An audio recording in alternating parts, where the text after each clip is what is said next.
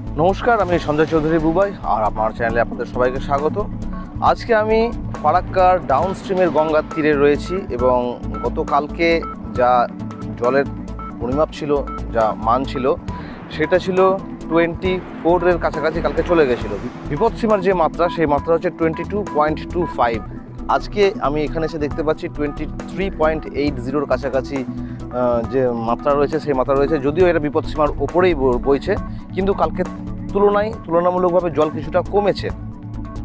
কালকে যে বিপদসীমার উপর দিয়ে বইছিল তার মেন কারণ ছিল হচ্ছে ইউপি ঝাড়খণ্ড থেকে যে নদীর মধ্যে জল ঢুকে যাওয়া, বৃষ্টির ওইদিকে প্রচুর বৃষ্টি হওয়ার কারণে গঙ্গার মধ্যে জল ঢুকছে। সেই কারণে এই ডাউন স্ট্রিমের যে পরিমাপ, সেই জলের পরিমাপটা বেড়ে যায়। এই কারণে গতকালকে কিন্তু ফারাক্কার যে এলাকাগুলো রয়েছে, তার মধ্যে কুলিদিয়ার চর, ফারাক্কার পশ্চিম পাড়ের যে এলাকাগুলো রয়েছে, সেইগুলোতে কিন্তু প্লাবিত হওয়ার সম্ভাবনা ছিল। কিছু এলাকাতে জল ঢুকেছে, শুধু ডাউন স্ট্রিমে নয়, আপ স্ট্রিমের কিছু এলাকাতেও কিন্তু জল ঢুকেছে, তার মধ্যে নিমশহর উল্লেখযোগ্য। আজকে সেই সব জমা জলগুলো কিন্তু আস্তে আস্তে নামতে শুরু করেছে, পরিস্থিতি স্বাভাবিক হতে শুরু করেছে। এই অবস্থায় দাঁড়িয়ে যদি আর কোনো নতুন জল বা বৃষ্টির জল যদি গঙ্গার সাথে যুক্ত না হয়, ঝাড়খণ্ড থেকে যদি জল আসা বন্ধ হয়ে যায়, তাহলে কিন্তু পরিস্থিতি আস্তে আস্তে স্বাভাবিক হতে শুরু করবে।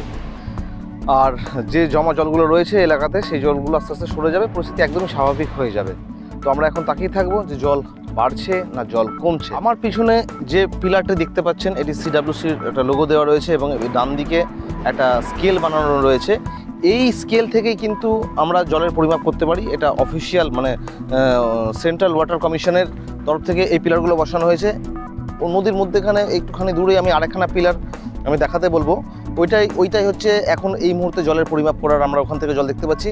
প্রথম নম্বর পিলার আর একটা ছিল, যেটা কিন্তু জলের তলায় অলরেডি চলে গেছে। সারা বছর ওটা জলের ওপরেই থাকে, কিন্তু এই জল বাড়ার কারণে ওটা জলের তলায় এই মুহূর্তে চলে গেছে। 2 নম্বর পিলার থেকে আমরা আপাতত বুঝতে পারছি, জল যদি এই পিলারে চলে আসে তাহলে কিন্তু ভয়াবহ বন্যার আকার ধারণ করবে পুরো এলাকাতে। ফারাক্কা থেকে সঞ্জয় চৌধুরী, এক্সপ্রেস নিউজ।